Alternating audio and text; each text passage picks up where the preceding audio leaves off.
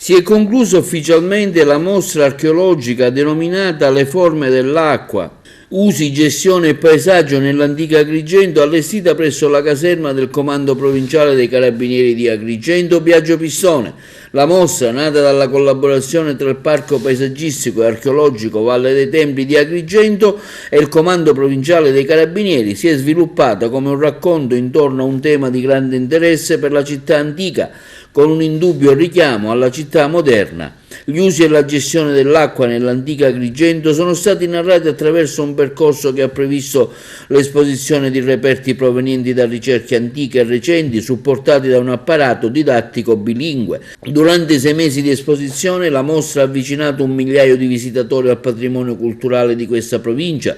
presentato all'interno di un presidio di legalità dal grandissimo valore simbolico, quale è appunto la caserma dei Carabinieri Biagio Pistone, un pezzo di storia del locale patrimonio di archeologia pubblica. La caserma è stata aperta ai cittadini, sostenendo con forza l'idea che l'educazione al rispetto del patrimonio culturale attraverso la sua conoscenza rappresenti un aspetto importante dell'educazione alla legalità, veicolando in tal modo messaggi e valori universali. Si è voluto ricordare il prezioso contributo fornito da circa una decina di soci della locale associazione